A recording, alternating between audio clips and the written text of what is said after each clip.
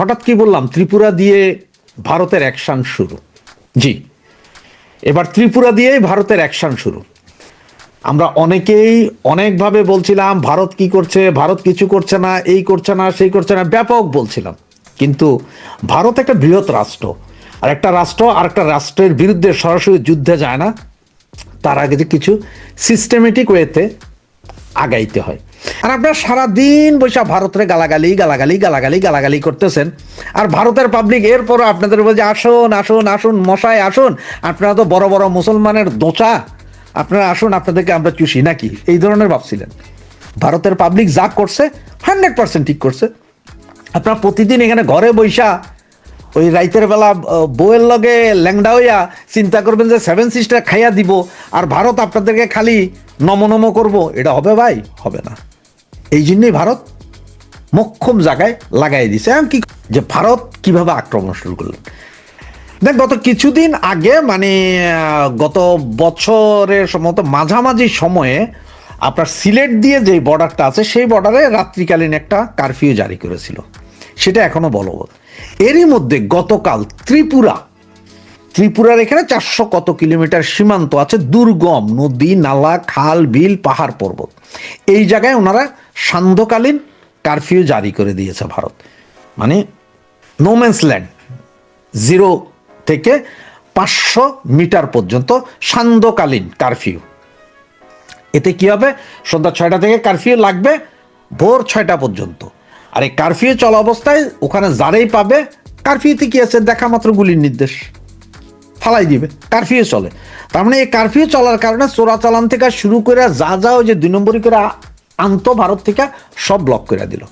এবং এই কারফিউ চলার কারণটা কেন দেখাইছে, যে এই কারফিউ ওনারা দেখাইলো, ভারত যেটা বলতেছে সেটা হচ্ছে বাংলাদেশে বর্তমানে পাকিস্তানি গোয়েন্দা সংস্থা এবং পাকিস্তানি সন্ত্রাসী গোষ্ঠীগুলো এত বেশি বেড়ে গেছে যে এরা যে কোনো মুহূর্তে যে কোনো অকারেন্স ঘটাইতে পারে ভারতে যায় এইসব সীমান্ত দিয়া, মানে এই যে ত্রিপুরার ওই সাইড দিয়া সীমান্ত দিয়া বা 7 সিস্টার ওই সাইড দিয়া দুর্গম এলাকা আছে, ওখান দিয়ে যায় ভারতের সন্ত্রাসী আক্রমণ চালাবে। এই জন্য প্রথমে কারফিউ জারি করলো। এগুলো কিন্তু যে আপনার কাশ্মীরের অনেক আগে থেকেই চলে, সেম এই ঘটনা।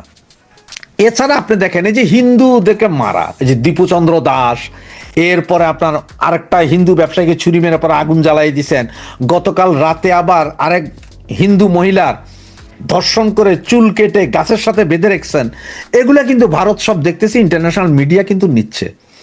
আর ভারতের যে মুসলমান আছে 35 কোটি বা 40 কোটি আমরা যে মুসলমান বলি, এই মুসলমানদের সবচেয়ে বড় নেতা ওয়াইসি, উনিও গতকাল আপনার ভারতীয় NITV-তে দেওয়া একটা সাক্ষাৎকারে বলছেন যে বাংলাদেশে হিন্দু নিধন হচ্ছে।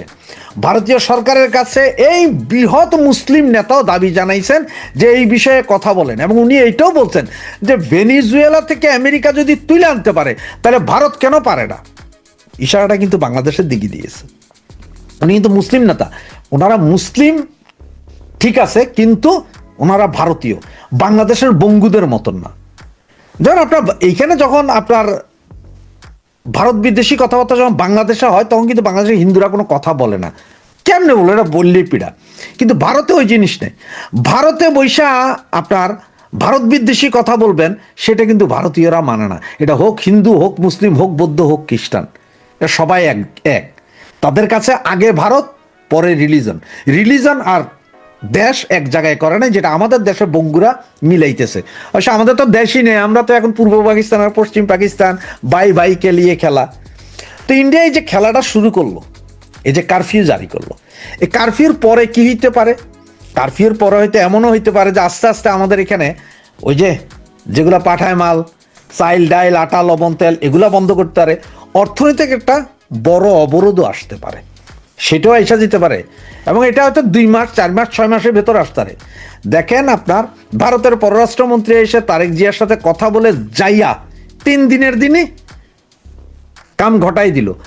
উনি কিন্তু ভারতে যাওয়ার পরে, পররাষ্ট্রমন্ত্রী জয়শঙ্কর, উনি ভারতে যাওয়ার পরে একটা কনফারেন্সে, মানে স্টুডেন্টদের সাথে একটা কনফারেন্সে বলছিলেন ভালো প্রতিবেশী খারাপ প্রতিবেশী, ইঙ্গিতটা কিন্তু বাংলাদেশ এবং পাকিস্তানের জন্যই, 2 প্রতিবেশীর জন্যই দিয়ে দিয়েছে। এইদিকে যতটুকু জানা গেছে, চায়না থেকে যে মালামাল কিনছিল অস্ত্রশস্ত্র বাংলাদেশ, সেটা নাকি বাতিল করে দিয়েছে। তো ভারতীয় অ্যাকশন শুরু হয়েছে, যদিও আস্তে। আপনার মনে রাখতে হবে যে স্লোলি আস্তে আস্তে করবে, হোমিওপ্যাথিক ডোজের মতন। হোমিওপ্যাথিক দেখেন না, প্রথমে বাড়ায় পরে আস্তে আস্তে কমায়, এবং ফুল একদম চিরতরে নিঃশেষ করে দেয় যে কোনো জিনিস। হোমিওপ্যাথিক ওষুধ ভারত সেম একই ডোজ দিবে আপনাদের আস্তে আস্তে। এখন কারফিউ, এরপরে হয়তো বিদ্যুৎ বন্ধ করবে, এরপরে গঙ্গার পানি বন্টন চুক্তি, এটা ঝিলা যাবে গা। তিস্তা তো ঝিলে আছে, আরও 4-5টা নদী যা আছে এগুলো আস্তে আস্তে ঝিলা যাবে। মানে আপনাদের বাতে মারবে, পানিতে মারবে, ল্যাংটা করে কাপড় চোপড় ছাড়াও মারবে। এমন অবস্থা বঙ্গুদেরা করবে যে আপনারা দেখা থাকেন। শুরু হচ্ছে ভারতের খেলা, শুরু হয়ে গেছে। সেটা দেখতে থাকেন, পরবর্তী টার্গেট কে কে করবে না। শুধু বর্ডার সিল আপ করে দিয়ে একটা বোমা মারলেই তো কয়েক হাজার মইরা জায়গা। যদি ভারত গ্যাঞ্জাম করে বসে, কিছু বোমা বিস্ফোরণ ঘটাই, তারা ওইখানে যাইয়া বর্ডারে কিছু অঘটন ঘটাইতে পারে, যেটা ভারত এটা ইয়েতে থাকবে, মেন্টাল টর্চারের ভিতরে থাকবে, এতটুকু। তাই বলে এমন না যে আমরা যাই 7 সিস্টার দখল করে নেবে। ভারত এই চিন্তা করে না যে বাঙালি যে 7 সিস্টার দখল করে আনবে। ওই যেমন হাসনাত আব্দুল্লাহ, সে বলছিল ভারতের কাছে 18 কোটি গুলি নাই, যে বাংলাদেশে 18 কোটি গুলি নাই, যে 18 কোটি গুলি দিয়ে 18 কোটি মানুষ মারবে। তার হিসাবটা এরকম, 18 কোটি গুলি নাকি ভারতের কাছে নাই। তা আমিও মাইনা নিলাম ভারতের কাছে 18 কোটি গুলি নেই, ভারতের কাছে 3-4 কোটি গুলি আছে, স্বীকার করলাম। তো তাতে কি 18 কোটি মানুষের 18 কোটি কি ভারত বিদ্বেষী? তার তো না। 18 কোটির মধ্যে আপনি যদি ধরেন যে 50% মানুষই ভারত বিদ্বেষী না, তাহলে আছে না? যুদ্ধ হলে তো জনগণের উপরে হামলা করা হয় না। না, সেটাই বলতেছি যে আছে মাত্র 50%, তার মানে 9 কোটি। এই 9 কোটি লোক আপনার যুদ্ধ চায় কিনা? তাও তো চায় না। এটা করতে করতে যায় দেখবেন যে আপনার 50,000 লোক নাই আপনার যুদ্ধ করার জন্য। তো এর 18 কোটি বুলেটের দরকার কি? আর 18 কোটি বুলেট বাদ দেন, একটা বোমা মারলেই তো কয়েক হাজার মইরা জায়গা। বুলেট ব্যবহার করার দরকার কি এত? আপনার কিচ্ছু করা লাগবে না, মারবেও না, আপনার ধরবেও না, আপনার কিচ্ছুই করবে না। শুধু বর্ডার সিল আপ করে দিয়ে সমস্ত টোটাল খাদ্যদ্রব্য বন্ধ করে দিবে।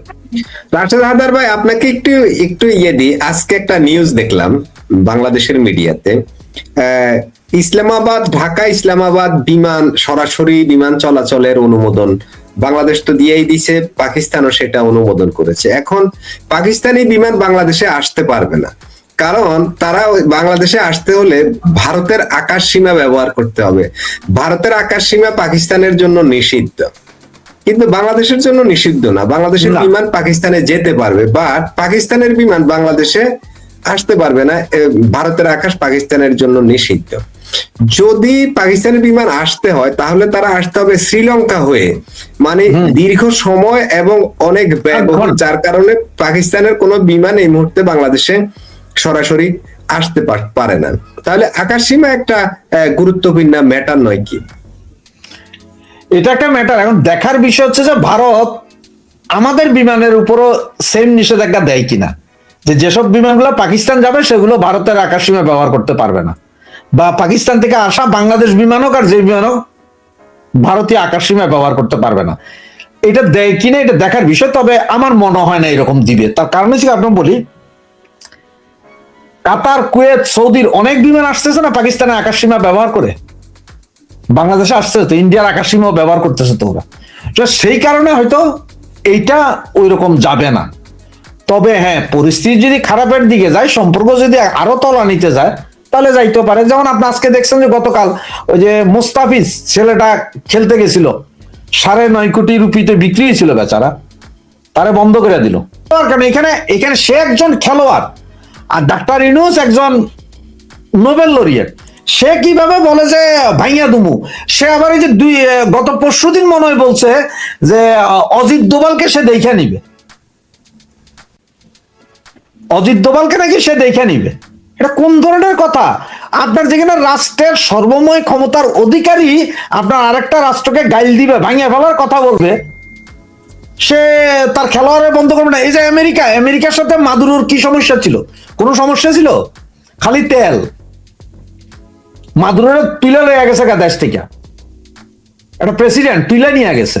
ভারত তো এখনো এরকম করতেছে না যে এত গালা গালি ভাঙে দিবেন, চুইরে দিবেন, করার পরও ভারত যা এসে যে আপনাদেরকে বিলের ছায়ের মতো তুলে নিয়ে যাইতেছে না, বা রাস্তায় ফেলায় মাইরে দিতেছে না, এটাই শুকর করেন। আপনি একজন খেলোয়াড় হয়েছেন, কি হয়েছে? আপনার খেলোয়াড় কি সন্ত্রাসী না? খেলোয়াড়দের মধ্যে কি জঙ্গি নাই? ওদের মাথায় কি জঙ্গিত্ববাদ নাই? না, এখানে তো এই এই এই কজটা দেখানো হচ্ছে না যে তার না না, আমি problem আপনাকে আছে। এই কজটা দেখানো হচ্ছে না। এখানে হচ্ছে যে কজটা, সেটা হচ্ছে যে কলকাতার মানুষ, কলকাতার পাবলিক চাইতেছে না যে এই পারে বাংলাদেশে কোনো বাঙালি এসে খেলুক। ওদের কথা এটা যে যারা আমাদের দিনে রাতে গালি দেয় তাদেরকে আবার 9.5 কোটি টাকা দিব কেন? নিয়ার অ্যাবাউট $8 কোটি কেন দিব আমি? এই তো এত ডলার তো দিব না আরামদাদারে। ওর তো ইন্ডিয়ান রুপি দিবে না, কন্ট্রাক্টর হচ্ছে টাকা ডলারে। আমি ডলার দিব না, আমার দেশের ডলার। তোদের সাথে সম্পর্কই নেই, তোমরা সম্পর্কই রাখো নাই। তোমরা আমার এম্বাসিতে হামলা চালাইবা, তোমরা আমার এখানে ওই বোমাবাজি করার জন্য লোক পাঠাইবা, তোমরা মৌলবাদী জিহাদি গোষ্ঠী করবা, তোমাদের আইনে খেলাবো। তোমরা এখানে এসে কার লগে কথা কই আবার কোন কোন সিমটম ঘটাও, কোন ব্যাডের ভিতরে করে, কোন জুতার ভিতরে করে বোমা আইনা মাইরা দাও, হোটেল মোটেল উড়াইয়া দাও। রিক্সা সবাই এগুলো তো কূটনীতিক ভাষা। ভদ্র আমি হয়তো অভদ্র, এই জন্য আমি কইতেছি কি এইসব সমস্যা। কূটনীতিকরা তো এটা বলবে না, এটা দেশ তো আর এভাবে বলবে না। দেশ টেকনিক্যালি বলছে যে আমার দেশের জনগণ চায় না যে আপনার সাথে আপনার দেশের লোক আসুক খেলুক, সেটা চায় না। সারা ভারতে আপনি কি দেখছেন? সারা ভারতে এখন এই যে শিলিগুড়ি মিলিগুড়ি সব জায়গায় পোস্টার লাগাচ্ছে বয়কট বাংলাদেশ। বিভিন্ন ছবি আপনি ফেসবুক ঘাটলে পাবেন, ছবি লাগাচ্ছে বয়কট বাংলাদেশ। তার মানে এখন ওই দেশের নাগরিকরাও চায় না আমাদের সাথে আর কোনো সম্পর্ক।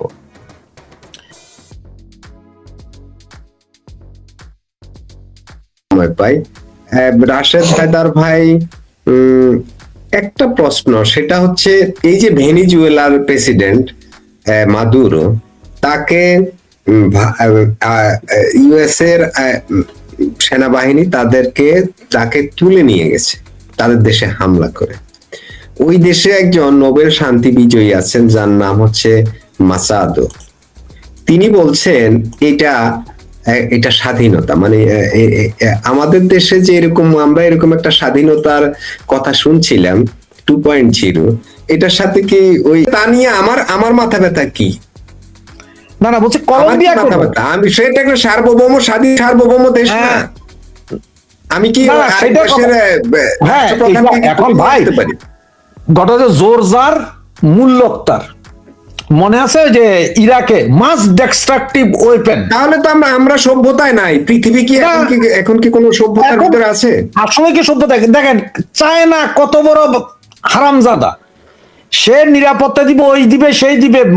এই ভেনিজুয়েলার প্রেসিডেন্টকে ধরার আগে রাতের 10টা পর্যন্ত চায়নার সাথে বৈঠক পাশের রুমে, সবকিছু করে সে ঘুমাইতে গেছে। চায়নার তো চপাটাঘাত মারছে, এর নেভি সিল দিয়া তুলে নিয়ে গেছে। এখন ঘটনা হচ্ছে যে আমেরিকার দরকার ভাই তেল। ভেনিজুয়েলাতে পৃথিবীর সবচেয়ে বেশি তেল আছে, ব্ল্যাক ডায়মন্ড যেটারে বলে, ওর ওইটা দরকার। সে কালকে কি বলছো ধরে নেওয়া যাওয়ার পরে যে আমেরিকান কোম্পানিগুলো সব ভেনিজুয়েলাতে কাজ করে, কারণ ভেনিজুয়েলার এই হুগো চাভেজের আগে যে প্রেসিডেন্ট ছিল তিনি সব জাতীয়করণ করে দিয়ে গেছিল, সবটা জাতীয়করণ করছিল, কিন্তু সেটা এখন যে এরা ধরছে। দেখেন ইমার্জেন্সি জারি করার সময় পর্যন্ত পায় নাই। এখন অবশ্যই এখান থেকে একটা জিনিস শিক্ষা নেওয়ার আছে, ইন্ডিয়া একটা জিনিস শিক্ষা নেওয়ার আছে যে ইন্ডিয়া তৃতীয় বৃহৎ শক্তিশালী দেশ, বৃহৎ শক্তি, ইকোনমিক শক্তিতে তৃতীয়। হেও এখন উচিত বাংলাদেশ থেকে কাউয়াগুলো তুলে নিয়ে যাওয়া এরকম, কারণ হে তখন চুক্তি দেখাইতে পারে। এটা কেন বলছেন? দাঁড়ান আমি একটু বলছি, আমার দেশের সার্বভৌমত্বের উপরে কেউ আঘাত করবে সেটা আমি একটু বলছি। তখন সে দেখাইতে পারে আমেরিকা কিছু বলতে পারবে না, তো আমেরিকার তখন বলতে পারবে তুমি তুলে নিয়ে গেছো না ভেনিজুয়েলার ভিতরে, আমিও তুলে নিয়ে গেছি 2-4টারে, এও তো আমার দেশের ক্ষতি করতেছে। ও বেটা মাদক দিতেছে আর বাংলাদেশ তো সন্ত্রাসী পাঠাইতেছে ভারতে। আপনি একটা মিনিট সময় দেন। ওই যে আমার রফিক ভাইও বলতেছিলেন যে আইসিসিতে আমাদের যাওয়া, তারপরে এগুলো ইন্ডিয়ার অনেক অবদান আছে। সবচেয়ে মজার বিষয় কি জানেন, এই মুস্তাফিজ সম্ভবত বাংলাদেশ ক্রিকেট টিমে জয়েন করছে মানে 10 বছর হয়েছে কিনা আমি জানি না, 5-7 বছর হইতে পারে। যখন সে জয়েন করছে বাংলাদেশ টিমে তখন বলা হইতে পারে কাটার মাস্টার, মানে সে কিভাবে বল মারে এটা কিন্তু কেউ জানতো না, উইকেট পড়ে যেত গা। ঠিক তখন সর্বপ্রথম ইন্ডিয়ার এই আইপিএল এ মোস্তাফিজকে নিয়ে যাওয়া হয়েছিল, আর তখন এই বঙ্গুরা, বাংলাদেশের এই বঙ্গুরা বলছিল যে এই ইন্ডিয়াতে পাঠাইয়া মোস্তাফিজের ক্ষতি করে ফেলছে, বাংলাদেশের ক্ষতি কিভাবে, কয় যে ইন্ডিয়ান ক্রিকেট প্লেয়াররা ওর বলে খেলতে খেলতে ওরা তো শিখে যাইতেছে, ভবিষ্যতে আমাদের যে কোনো টিমের সাথে খেলা হইলে ওরা বুঝবে যে কেমনে মারে মোস্তাফিজ বল। তো এইবার মোস্তাফিজের বাইর করে দিছে, তোরা তো খুশি হওয়ার কথা। 6 বছর আগে যখন মুস্তাফিজের নিয়ে গেছে তখন প্রতিবাদ করছো যে মুস্তাফিজের কাটার মাস্টার, সে কিভাবে বল করে এটা শিখে যাচ্ছে ইন্ডিয়া, তো এবার বাইর করে দিছে, এবার খুশি হচ্ছে না কেন হারামজাদারা? আর আরেকটা কথা বলি, যেমন দেখেন ইন্ডিয়া আপনাদের এমনি মারবে না, এই যে গঙ্গা চুক্তি নাই এই মুহূর্তে, চুক্তি তো হবে সামনে, আসলে কি চুক্তি হবে নাকি চুক্তিটা এবার তিস্তা চুক্তির মতো বাইজা যাবে গা?